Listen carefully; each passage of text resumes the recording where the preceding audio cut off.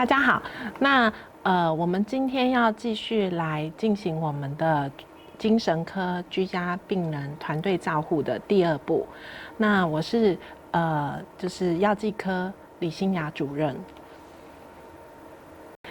那上一次我们讲过了药事照护的内容，接下来我们要介绍团队照护中其他提升健康活动的内容。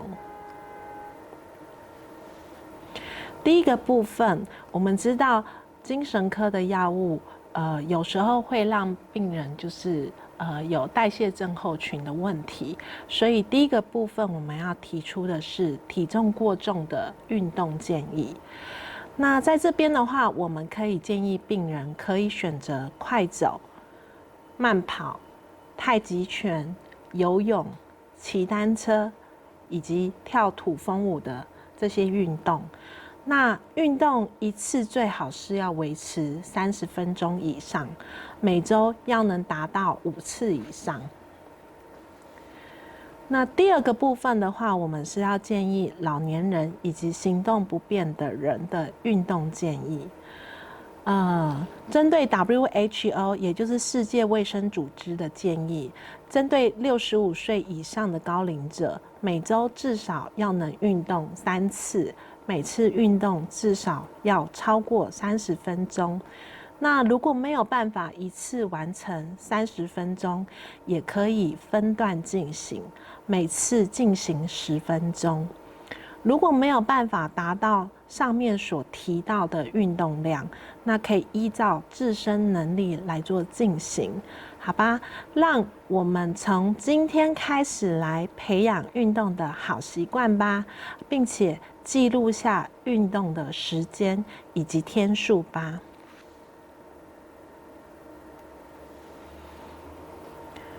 那接下来我们要介绍几种适合老年人及行动不便者的运动。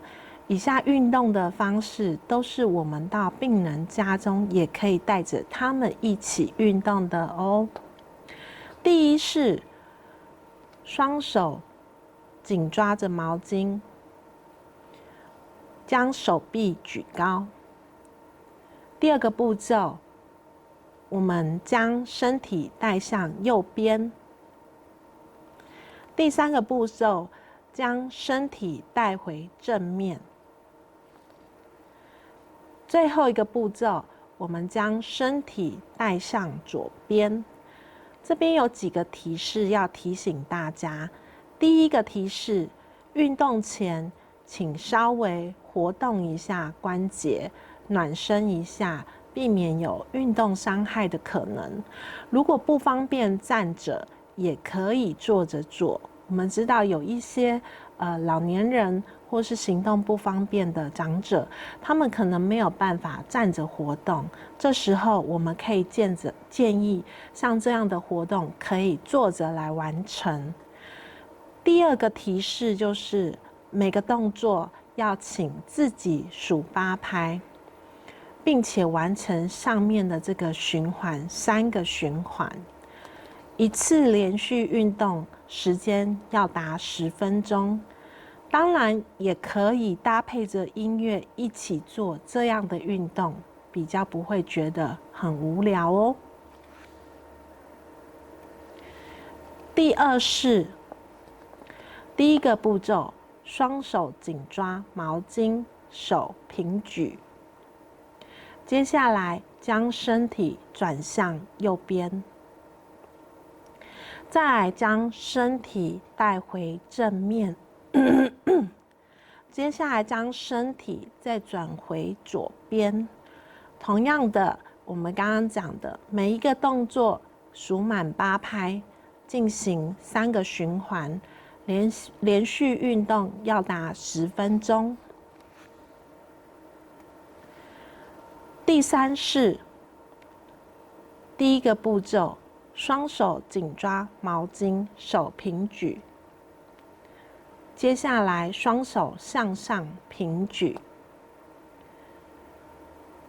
双手回到平举，最后是双手向下平举。然后再回到原来的动作，双手紧抓毛巾，手平举，这样就是一个循环。一样，刚刚提到，我们必须要自己数8拍，完成3个这样动作的循环，搭配这几个姿势，然后我们连续做满10分钟。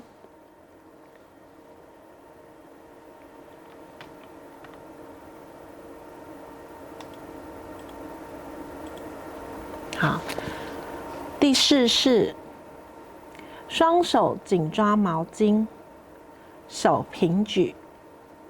第2个动作，手往上举，并抬右膝。这边必须要小心，如果说自己有一些平衡上面的问题，或是比较容易头晕或是跌倒，记得靠在就是旁边有墙壁或是扶手的位置来进行这个活动。第3个步骤，双手回到平举。接下来，双手上举，并抬左膝。再来回到原来的动作，双手抓紧毛巾，手平举。这边还是要给大家几个提示。第1个提示是，运动到这边的时候，大家可以休息一下，喝一口水，擦个汗。如果不累的话，可以再来做一套由我们台湾国健署所提供的高龄者健康操，就是旁边的这个 QR code。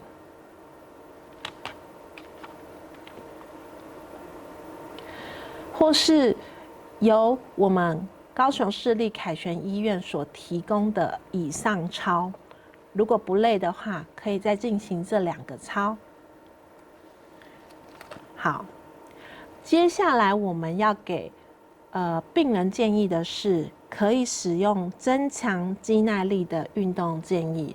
当然，接下来的一个运动的套组是属于就是必须要有比较强的肌耐力，那本身的一个运动能力也是比较好的一个病人，我们可以建议他来使用这一套运动。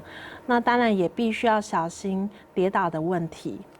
好，第1个步骤，双手紧抓毛巾，手平举。接下来，右脚往前屈膝弓步。好，一样数一个8拍，然后接下来背打直。这边可能会觉得大腿有点紧紧的。再来，把姿势回到原本的手平举的姿势。第5个步骤是换另外一只脚，左脚往前屈膝弓步。那一样做到这个屈膝弓步的时候，你可能会觉得大腿、膝盖都有点紧紧的。好，支撑一下，做了一个8拍之后，接下来再回到双手紧抓毛巾，手平举。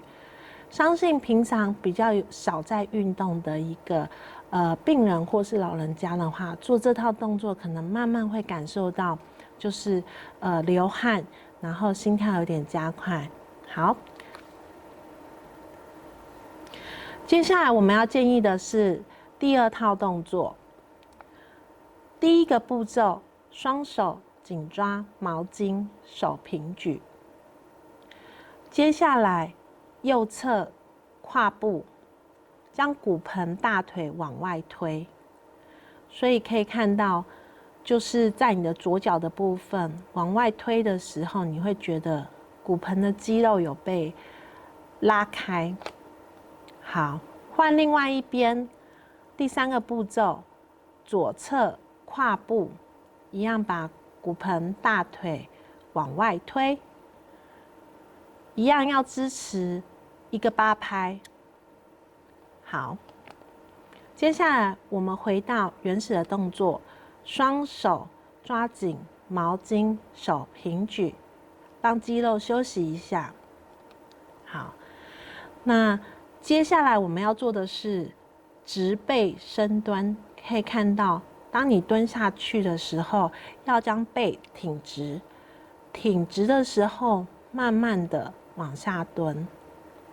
好，这个时候也必须要小心平衡的问题。如果平常就是比较容易头晕或是跌倒的病人，在做这套动作的时候，建议他可以靠着墙壁做，让我们的背跟墙壁靠着，这样比较不容易跌倒。好，第6个姿势，我们把毛巾放在腰间，站直。这个姿势有一点像是刚刚直背深蹲之后的一个缓和动作。好，那接下来第7个步骤是，我们将左脚尖朝上。那可以看到，这时候我们的左腿的后腿的肌肉就可以慢慢的延伸。第8个步骤，我们换另外一只脚，将右脚尖朝上。那一样可以慢慢的延伸到我们的右大腿的一个肌肉。那接下来回到我们的双手紧抓毛巾，手平举，完成了这一回合的一个动作。那再来我们要讲的是第3式的一个动作。第3式的话，有点像是我们中国里面中国人提到的一个甩手功。这个甩手功的一个保健的原则，就是透过甩手，通过牵拉手腕、手掌、足跟、膝部等12条经脉，让他们受到了刺激，而起了伸缩的一个运动。那这个运动的话，能增强血液在体内，甚至微血管的一个循环，直到人体的一个末梢。那做这个动作一样，因为它会有就是往后甩的动作。那对于平衡比较不好或是容易头晕的长辈，一样我们建议他比较靠近在墙壁或是有扶手的地方来做。另外一个，我们也建议家人也可以在旁边看着长辈进行这样的运动，避免有一些跌倒的一个问题会发生。好，第1个步骤，我们将双脚跨开，双手自然垂下。再来，双手平举，深呼吸。当吐气时，将手向后摆动。连续做4次向后摆动的一个动作。好，接下来到第5次的时候，顺势往下蹲，也将双手向后摆。好，就停在这边，支撑一下。一样，在这个部分，我们让自己支撑1个8拍。好。做完这样1个8拍之后，我们再回到原来的动作，双脚跨开，双手自然垂下。好，第4个姿势，我们需要的是1颗球、椅子或是枕头也可以。家里如果没有球的病人，也可以建议他拿枕头、抱枕都可以。好，第1个动作，我们将背打直，双手抱着球。接下来手往前伸直，维持1个8拍。好，再来，我们将手往上伸直，一样维持1个8拍。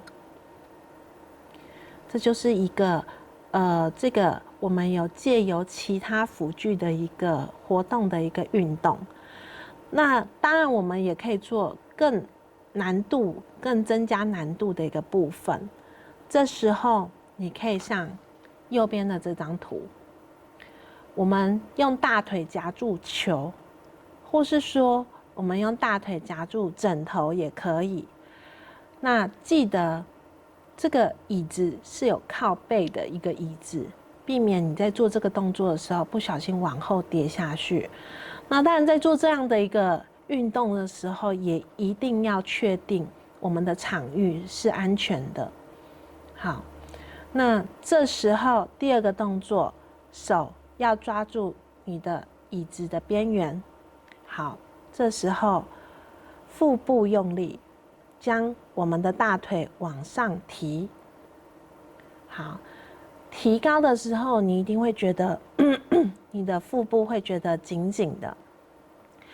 那我们刚刚讲到，如果家里没有球的话，也可以使用枕头来代替。好，那接下来我们将大腿往前伸直，然后这个部分可以训练到我们腹部的力量。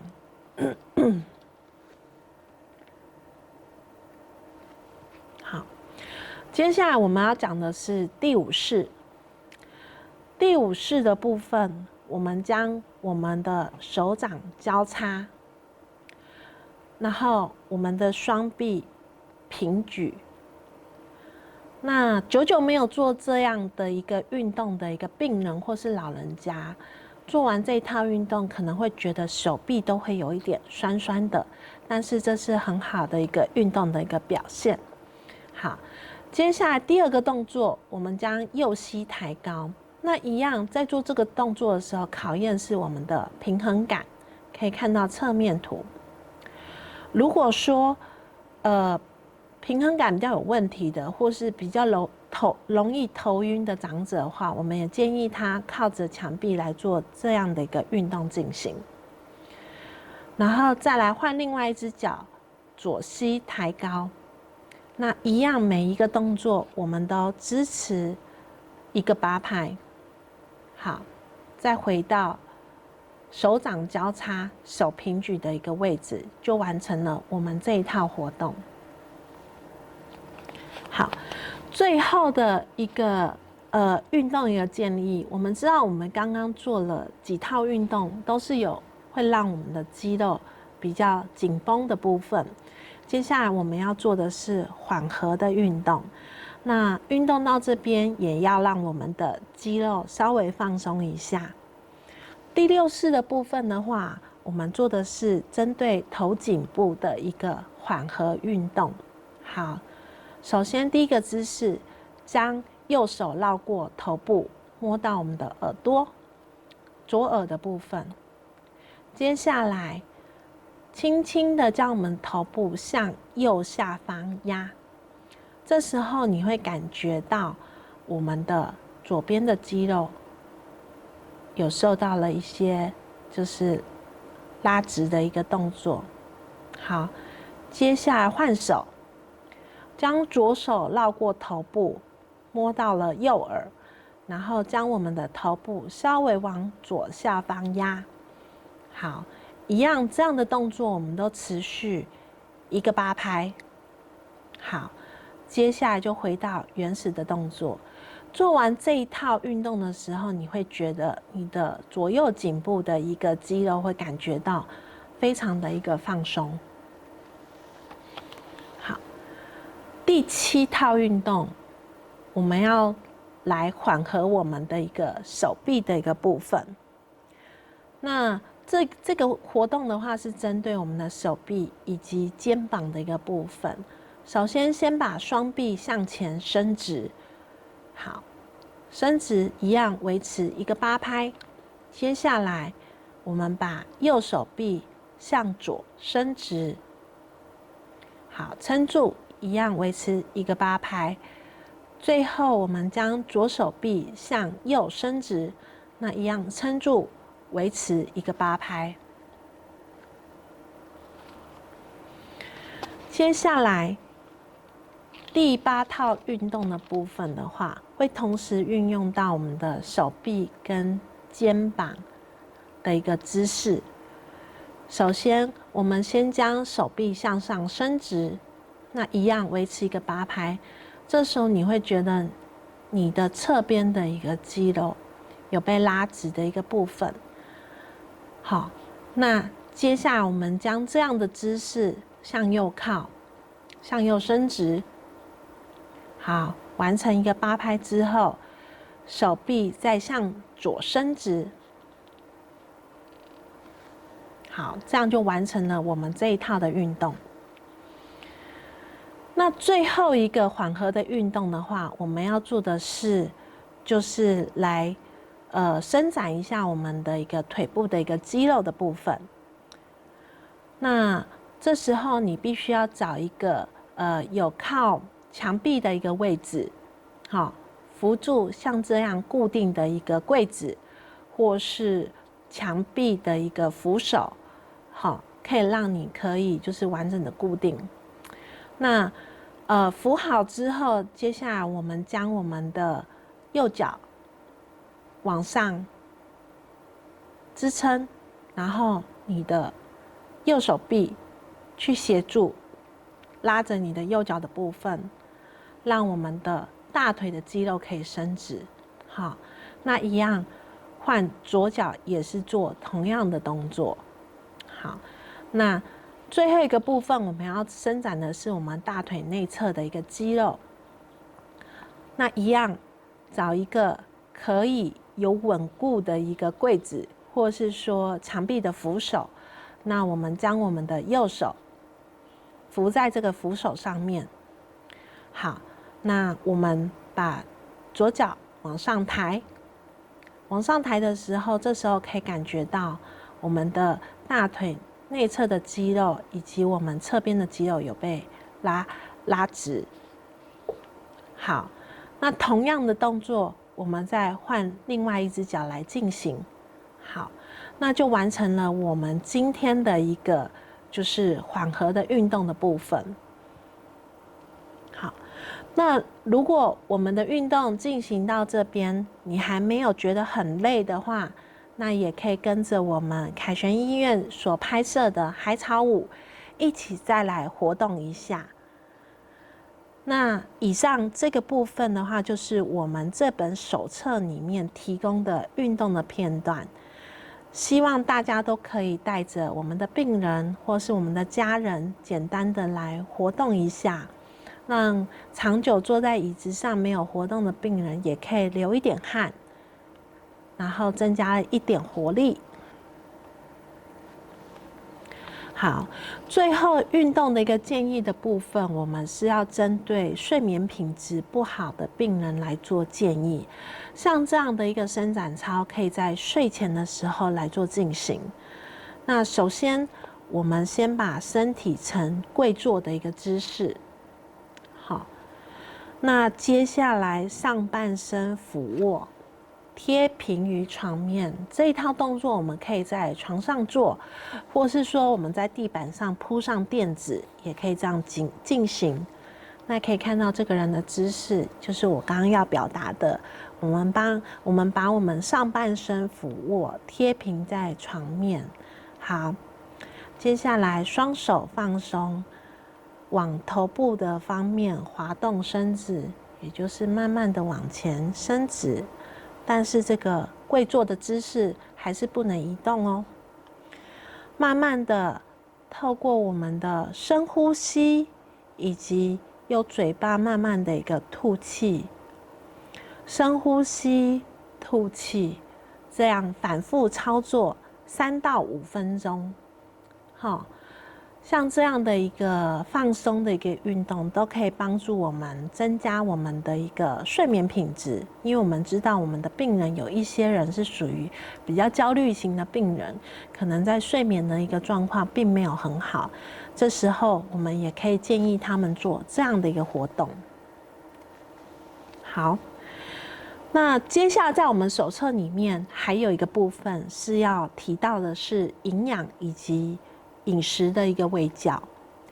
那首先，那因为在台湾就是我们的外食是非常方便的，所以我们在这边的话，我们会教导病人如何在不同的地方来挑选健康的食物。那因为就是像在台湾生活很忙碌，那3餐通常都是在外面解决，那常常会到的一个外面购物的一个场所，会买到不一样的食物，像是我们会去超商，自助餐店、吃到饱的一个商店，或是说面店来购买这些食物。那这边的话，我们想要带给病人的一个概念，就是如何在不同的地方挑选健康的食物。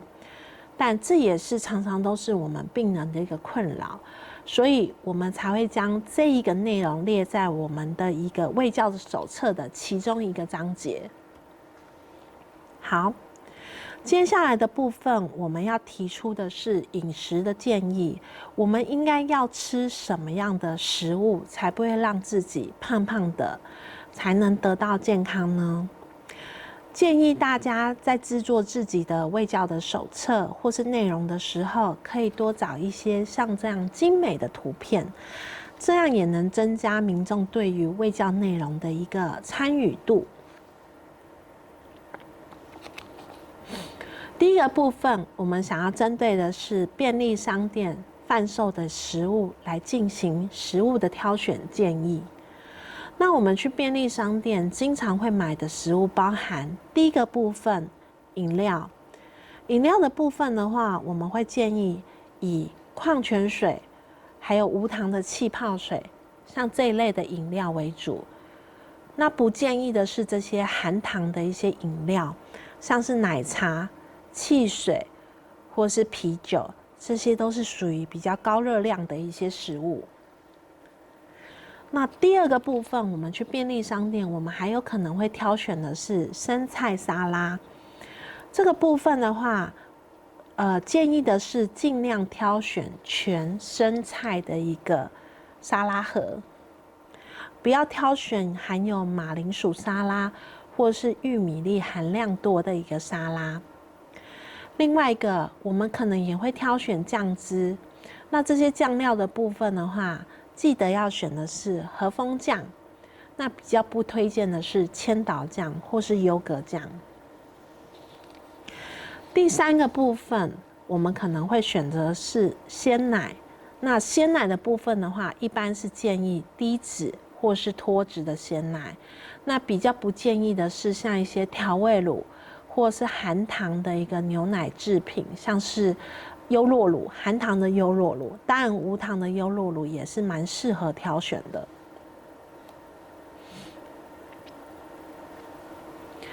那第四个部分是挑选御饭团，有时候在台湾我们都会吃像这样的御饭团当早餐或是午餐。那这时候我们比较推荐的口味是尽量选择鲔鱼、盐味松板猪，像这些比较清淡的一个口味。那比较不建议的是含有肉松或是美乃滋的一个制品，像是龙虾沙拉。那分量也必须要注意哦。女生如果建议一餐的话是以1颗饭团为主，那男生建议不要超过2颗。那如果可以再搭配生菜沙拉的话，这样对于我们整个营养会比较均衡哦。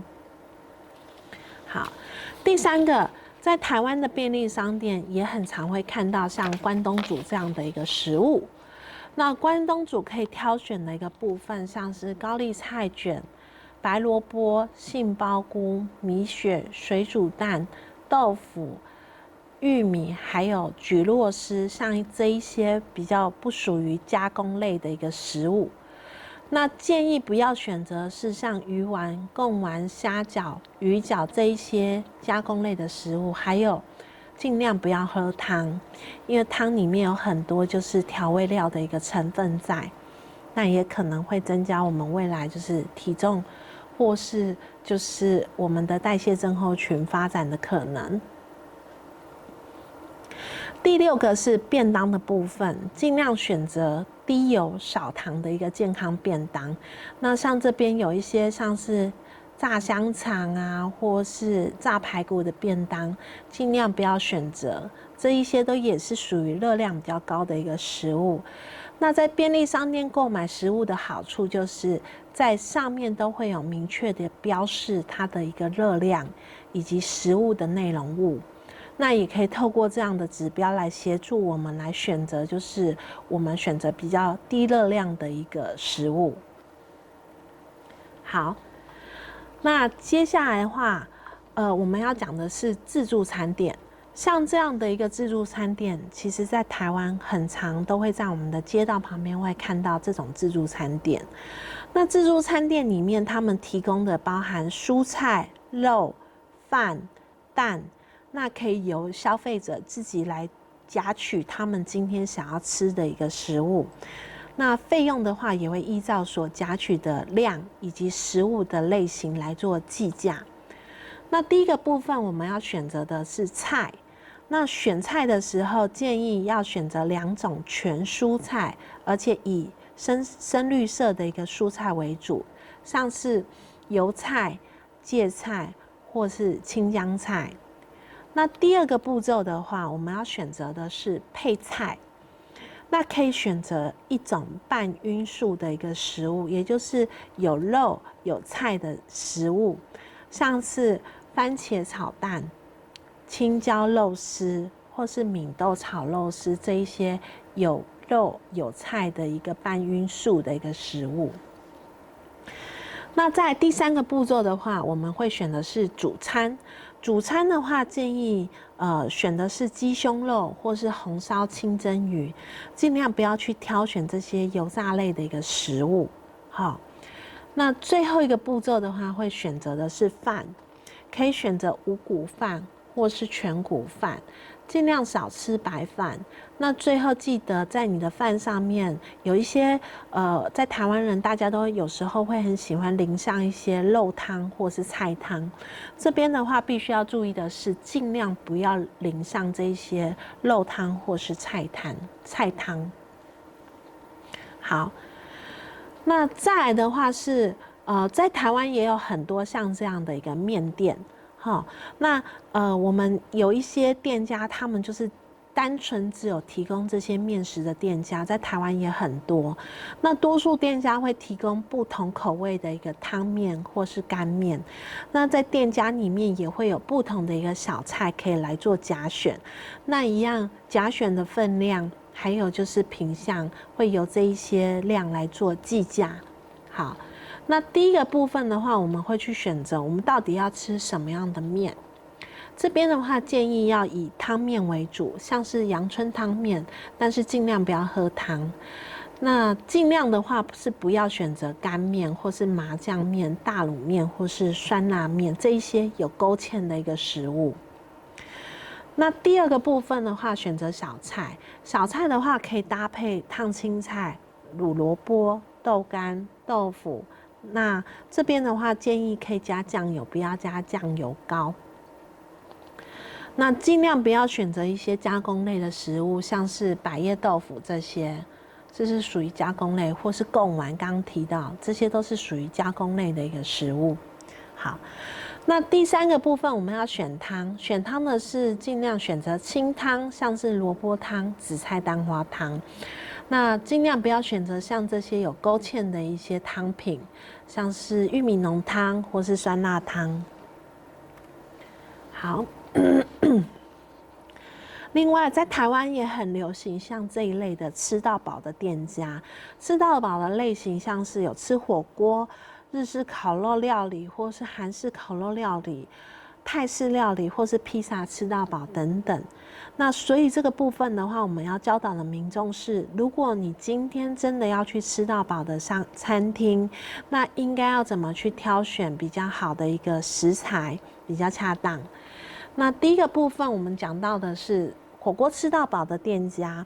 首先在汤底的部分，我们尽量选择的是昆布或是柴鱼的汤底，那不要选择麻辣锅或是龙骨锅、牛奶锅的一个汤底。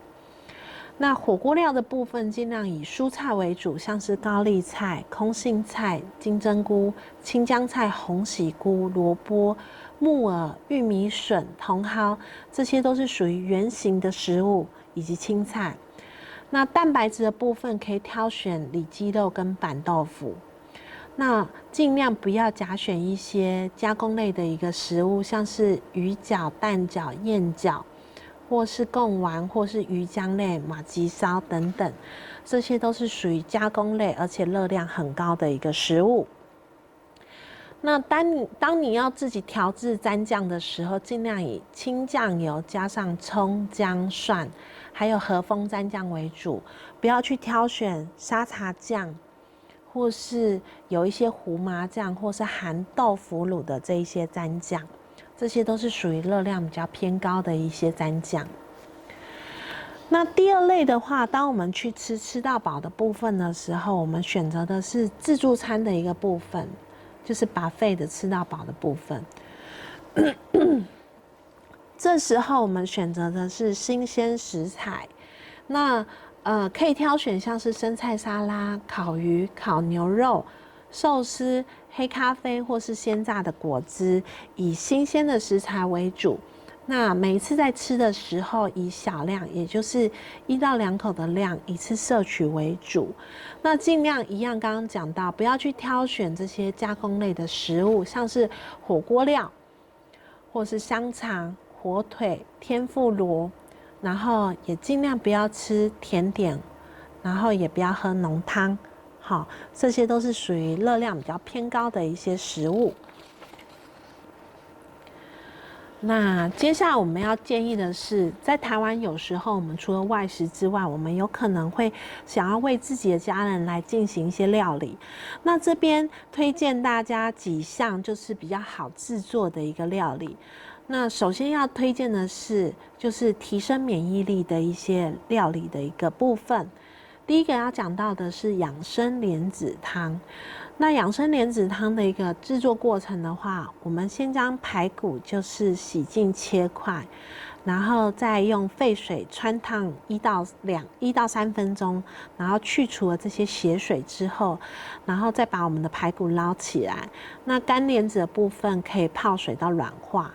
那取高汤，加上莲子、排骨、糖、盐、米酒，那腌过了这些食材之后，然后我们用电锅外锅加3杯量的一个米杯的一个水，然后我们将我们的食材就是炖煮90分钟。最后的话就是香菜根段洗好之后，我们把它放在我们的汤碗里，那这样就完成了我们的养生莲子汤。那在这边要准备的食材是香菜根、50克的干莲子、500克的排骨，还有500cc 的高汤。那没有高汤的部分，当然我们也可以用水来做取代，少许的盐、1小匙的糖，还有少许的米酒。那在这边食用养生莲子汤的好处就是说，莲子本身它可以具有防癌、抗癌，还有降血压、强心、安神、滋养脾虚的一个功能。第二道我们建议的是养生菇汤。养生菇汤的部分可以准备像是200克的红喜菇、少许的枸杞、少许的香油，还有白胡椒、姜丝、芹菜末、盐巴，还有3碗的高汤。那如果没有高汤的话，我们一样可以用我们的清水来做取代。那首先将我们的香菇洗干净，芹菜切好，那枸杞过水洗净，然后将芝麻香油倒到锅中，先将姜丝煸炒之后，炒出香味。接下来倒入高汤，或是倒入我们的清水，然后将我们的香菇、枸杞一并煮滚3分钟，之后调味的时候加上芹菜末，这样就完成了。那这一道汤品的好处就是说，红喜菇跟其他的菇类，它们含有寡糖、膳食纤维、多糖体，还有糖蛋白多糖体，可以提升我们的免疫力。那矿物质的部分比较独特的是硒跟锌。那硒有抗氧化、延缓老化的功能，那锌本身对伤口的愈合是有帮助的，那也可以提升免疫力，达到防癌的一个效果。好，那第3道的话，我们介绍的提升免疫力的一个食物是麻油香菇菜饭。那这边的话，大家可以先准备熟的笋丝、老姜、干香菇、高丽菜、白米、麻油、米酒还有盐。那这个部分的话，我们先将老姜切丝，那干香菇我们把它泡软之后去蒂头切丝，高丽菜一样洗干净之后切丝，那白米洗干净沥干之后准备备用。然后再我们倒入芝麻油，用少量的姜丝来煸炒，让它呈现卷曲状。加入了香菇丝进行炒香。那接下来是加入高丽菜，还有盐，我们炒到半软。再加入米酒，稍微拌炒之后关火，将内锅的一个材料准备好，就如同我们上面所提到的，然后把米还有1杯水，然后将米摊平。那接下来在电锅的外锅的话，我们放上3/4杯的水，然后蒸煮约20分钟之后保温，稍微焖一下，让我们的米粒可以更熟，然后更入味。那再来，我们把它就是翻松之后拌匀就可以吃了。好处是像芝麻油本身，它就是有润肠通便，还有就是延缓衰老的一个功能。那这边的话，当然就是在白米的部分，我们也可以换成五谷米的部分，也可以增加比较多的一些膳食纤维。好，那接下来的话，就是我们要建议的是，如果像我们遇到心情比较不好或是忧郁的病人，我们可以提供像这样心情愉快的一些饮食的一个建议。那这些也可以自己制作。第一个我们要推荐的是香蕉燕麦优格。那像这样的做法就是很简单，将香蕉去皮切断之后，将香蕉加入优格当中，撒上燕麦片。好，那优格的部分，我们当然还是建议无糖的优格是比较恰当的。好处的是，无糖优格它本身就是优质的蛋白质，那可以提供氨基酸作为我们脑部神经传导物质的原料。那香蕉本身就是有色氨酸以及维他命 B6， 那可以帮助我们人体来合成血清素的一个部分，可以让人心情感到放松愉快。那燕麦跟香蕉的话，本身水溶性的一个膳食纤维以及优格中的益生菌都可以促进我们的肠道蠕动，强化消化，还有就是提升免疫的功能。那第二个增加我们的心情愉快的食物，我们建议的是黑芝麻小麦胚芽奶。那在这边的话，做法也很简单，先倒入1杯鲜奶。那鲜奶的部分，我们可以选择低脂的鲜奶，当然也可以减少了一些脂肪的部分。那再来的话，我们加入黑芝麻粉以及小麦胚芽粉，那一样把它搅拌均匀，这样就可以食用了。那好处就是像黑芝麻粉本身10克就含有145毫克的钙，加上牛奶钙质240毫克，共约400毫克的钙。那这样的话就可以达到我们每日健康摄取的一个1000毫克钙的40%。那钙质本身就可以增加我们神经系统的一个运作。那小麦胚芽中的维他命 E， 它本身就是具有抗氧化的一个功能，可以保护脑细胞。那鲜奶中的 B 群还有氨基酸都是我们生成神经传导物质所必须的。好，那第3项的话，我们建议的是小鱼干菠菜豆腐汤。我们将菠菜就是洗净，豆腐切小块。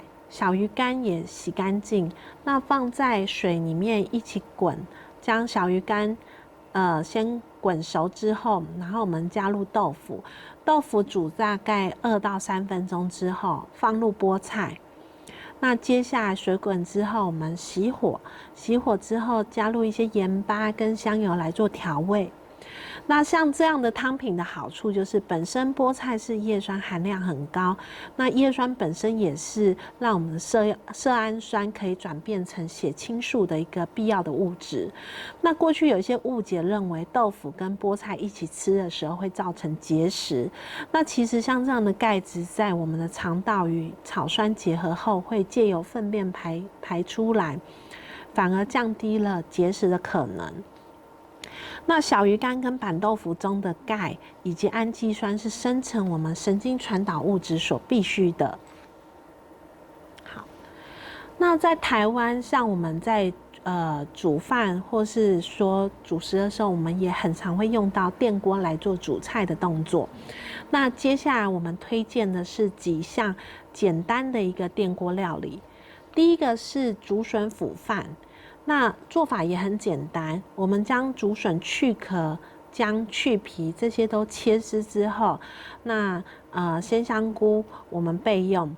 那接下来将调味料放在大碗中搅和，然后搅均匀，作为煮饭汤汁备用。那将白米洗干净，那这边白米当然也可以换成我们刚刚讲的五谷米。那沥干水分之后，把它放在电锅的内锅。那再来的话，倒入就是我们刚刚前面讲的酱汁，然后再把刚刚准备的一些食材，像竹笋、姜这些都把它拌均匀。那再来，我们放入电锅，外锅放上1杯水，然后按下开关蒸煮25分钟之后，然后当电锅的一个电源跳起的时候，继续让它焖煮5分钟。5分钟之后，用饭匙把我们的饭拨松之后，就可以放到碗里来食用。那当然，如果喜欢白芝麻的人，可以撒上白芝麻跟葱花，增加它的香气。好，第二道我们建议的是养生菇菇蒸饭。那这边的话，我们就是将我们的柴鱼片泡热水10分钟，那过筛柴鱼高汤之后备用。那这个部分取代煮白米的水，水量跟米饭是1:1的比例。那将红喜菇或是香菇洗干净，南瓜去皮切片都备用。那香菇跟红喜菇我们都可以把它切的粗细是一致的，让口感可以一致。那再来把米洗干净之后放进内锅备用，然后将我们刚刚准备的食材，像是南瓜、柴鱼高汤、菇类全部放到锅里面，那加入少许的酱油，那这时候在电锅里面蒸20分钟，之后跳起来再焖20分钟，那这样我们的养生菇菇蒸饭就完成了。那再来。在台湾也很常食用的是像高丽菜。那高丽菜我们这边推荐的是高丽菜饭。那我们可以将高丽菜洗干净之后切丝，依照个人的喜好，我们爽脆的口感，如果喜欢爽脆的口感，可以切大片一点。那接下来就是按下加热键之后，在电子内锅里面放上一些就是沙拉油，将青菜都炒好。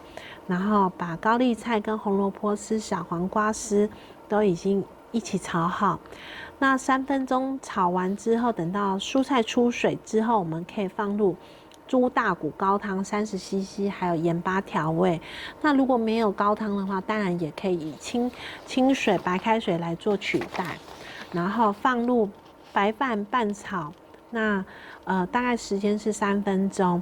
那这时候我们把锅盖上5分钟，然后一样等到加热完之后，加热键跳起来之后，就完成了我们的高丽菜饭的这个制作。好，那再来的话，其实在台湾我们的外送的一个食物也是很盛行的，像在台湾美食平台很盛行，例如像 Uber、Foodpanda， 所以我们也会建议我们的病人或是我们的就是民众，如果不方便出门的话，现在有很多外送平台会提供像这样的美食。那在这边的话，我们会提供给我们的病人几家，就是在高雄市比较健康减油的一个美食。那这时候也可以透过不同平台来进行外送服务。那在这边可以提供大家就是像这样的一个选项，我们提供的是我们医院邻近区域的健康减油美食。那大家也可以提供自己住邻近区域的一些健康美食，让我们的民众来做参考。好。那最后一个要选择的是水果的部分。那水果部分，我们尽量挑选的是低 GI 的一个水果为主。那所谓的低 GI 是什么？ GI 值是指食用纯葡萄糖100克之后2个小时内的血糖增加的一个基准值。那像增加的基准值 GI 值是100，那其他食物则是食用后2个小时内血糖增加值跟食用纯葡萄糖的血糖增加值来做比较的，得到的一个升糖的一个指标。好，举例来说，什么叫做低 GI 的一个食物？好，什么又叫做高 GI 的一个水果？那高 GI 值是指升糖指数超过70以上。那像是西瓜、榴莲、荔枝、龙眼，这些都是属于高 GI 的一个水果。那中 GI 的话，就是升糖指数介于55到70之间，像是葡萄、凤梨、香蕉、草莓、桃子、芒果或是木瓜。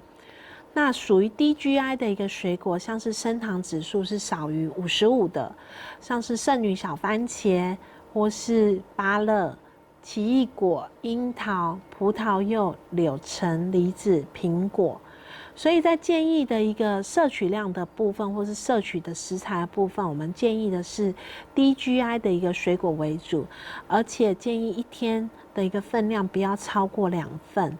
例如1份水果是苹果1小颗，芭乐1/3颗，圣女小番茄23颗，奇异果1柚1/2颗。记得哦，一天不要超过2份。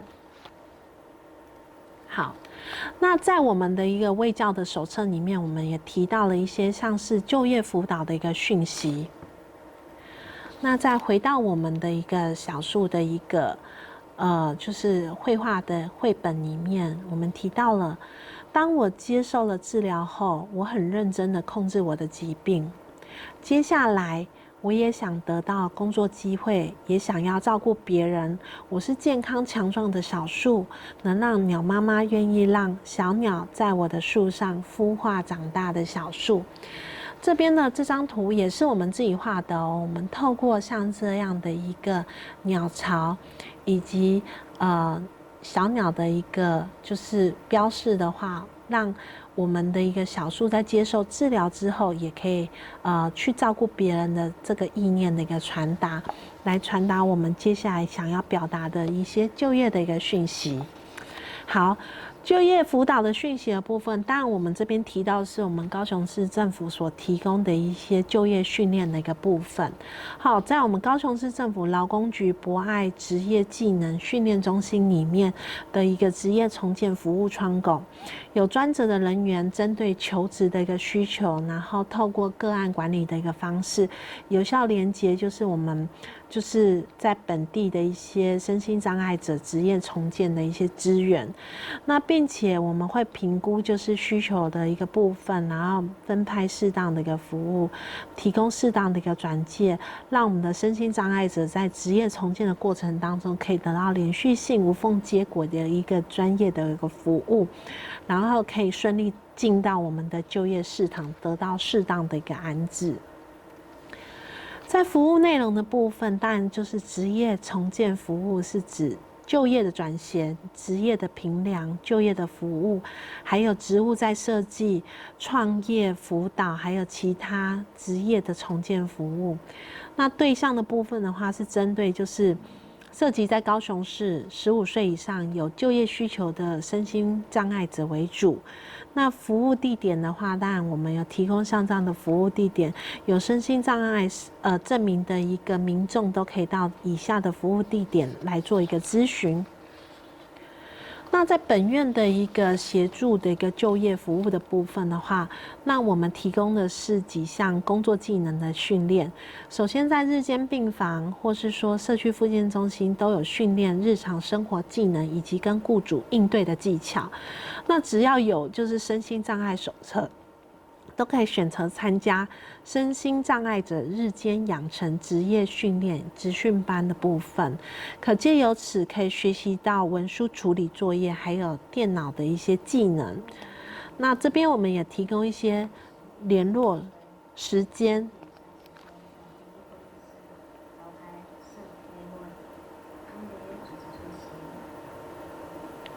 好，那再来的话，我们知道照顾我们的身心障碍的朋友，其实家人以及朋友会花很多时间，那有时候也会觉得很气馁。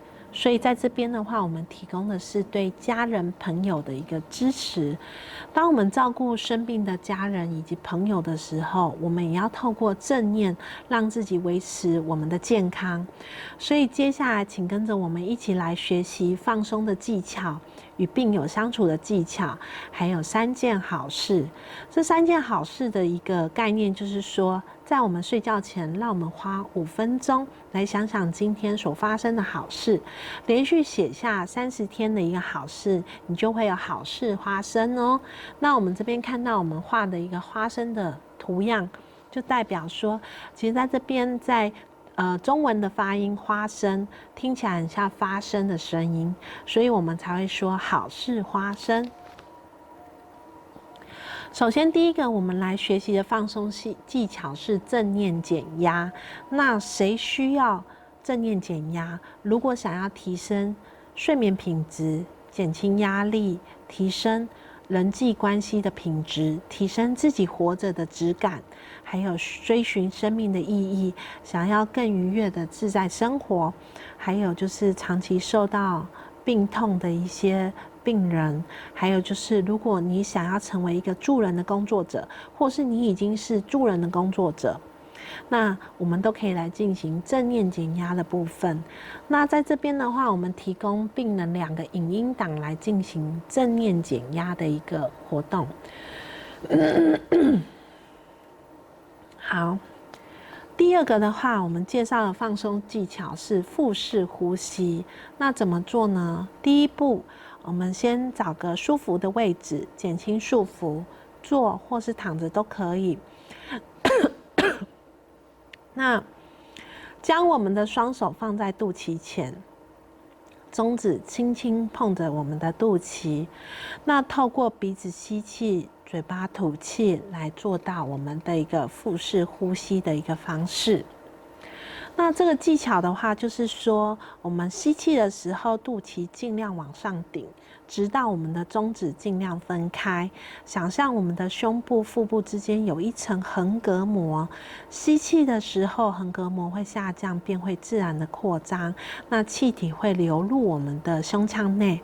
那吸气的时候，默念1秒钟、2秒钟、3秒钟、4秒钟。并且暂停1秒，仔细的感觉放在我们腹部，手会跟着上升1寸。慢慢吐气的时候，吐气速度越慢，越能产生安全、平静而且放松的感觉。放在我们的腹部，手会跟着下降，并且想象所有的紧张慢慢的释出。那腹式呼吸的好处就是说，它能吸入最多氧气，那当然也可以帮助我们放松，还有我们安定我们的一个神经。好，那当我们访视的时候，我们多数会遇到病人的家属。那像病人的家属，有时候就会感觉到很无助。那接下来我们会介绍几项，就是怎么样来跟我们的病友相处。好，那怎么做呢？当然，我们希望我们自己要降低对病人的期待，随时做好可能在生病的一个心理准备，发展照顾病人的技巧以及知识，然后和其他家人的一个沟通方式。好，我们的一个 Q&A 的一个照护的小技巧。首先，如果家人有一些怪异的行为的时候，该怎么办？好，那我们自己要先镇定下来，再去观察他的行为的反差。那对家人表达温暖关怀，这就是一个巩固的关系。鼓励他说出并且协助整理感觉的想法，细心的去记录观察。那不要一直去责怪或是说教打断，那要保持让他愿意沟通的意愿，还有视情况要陪伴他回诊。那再来，如果家人的情绪很焦动或是很焦躁不安的时候，该怎么办？那从个案过往的一个兴趣的一个部分，我们让他去专注在他有兴趣的一个内容，鼓励他做运动，那尽量去转移他的焦点，陪同他协谈或是一同出外走走。重点呢是不要火上浇油或是言语的刺激他，而是要给予陪伴、接纳、安全感。好，那第3个，当我们的家人不愿意回诊、不愿意服药的时候，该怎么办呢？了解家人不吃药的原因、不回诊的原因，或是不是因为药物副作用所引起的，那我们要尽量陪同个案回诊，与医师来讨论调整的用药，或是提醒，或是直接协助我们的家人来服药。那如果这个家人他仍然就是坚持不愿意服药或是回诊，则必须要考量到照顾者回医师门诊与医师讨论个案的情况。如果说我们这个病人出现了致伤伤人的情况，我们必须要赶快打就是110来请求协助。当然，我们有时候会照顾病人，会觉得好累哦，身心俱疲的时候，又该怎么办呢？在照护之余，我们要创造出属于自己的空间、时间。那这时候也可以拨打家庭照顾者的关怀专线，像是在台湾有0800507272的这样一个照顾者专线。那我们要找寻的一些相关的一些资源来协助，像是加入家属自助的一个团体。好，那再来的话，我们提供的是有效的一个沟通技巧。那第一个部分，我们要很清楚明确的告诉他，你希望他怎么做，不要他怎么做，内容一定要简单明了。第二个，要主动冷静，主动且冷静的与生病的家人接触，并且了解他的想法。那第3个，不要替他做决定哦，凡事要先讨论，而且要有具体的计划。第4个，要适时的表达正向的情感。当他倒垃圾，当你请他协助倒垃圾的时候，他倒完垃圾，你要跟他表达说，我很高兴你今天的帮忙。那再来，当然也要适时的表达负向的情感。当病人很大声的对我说话的时候，我就要对他说，我对你这样的一个行为其实是感到很生气的，但是要语句很平顺的跟他说，不要带有太多的一些情感。好，那再来，我们适当的要求对病人要有行为的改变，譬如如果你可以配合晚上准时睡觉，对你的身体会有更好的健康哦。那倾听也是很重要的哦，直接的眼神接触，身体的向前倾，偶尔点头的代表同意，这就是我们的倾听。那再来鼓励，再鼓励，具体的指出对增加正向行为的一个次数，让生病的家人有机会适当的去发泄他的一个情绪。那家属跟朋友之间也需要了解精神疾病，以及学习如何鼓励我们所关爱的人。好，那最后就是建议大家可以连续写下30天，就是3件好事。那这边的话，我们当然也可以给就是我们的写3件好事的一些家属或是病人一些例子。那有趣的例子可以带动我们的家属或是病人更愿意来写下3件好事。那最后就是我们讲到这本书的启程，这将会是一个美好的一天。下过雨的第一个早晨，空气中迎来一阵清新。彩虹出来的这一天，我想我已经准备好了。这即将是我重新出发的日子。那这张图的意义的话，就是代表说，经过我们团队的协助之后，病人以及家属都能够得到复原的能量，并且能为未来的日子做好准备，有再出发以及重生的意义。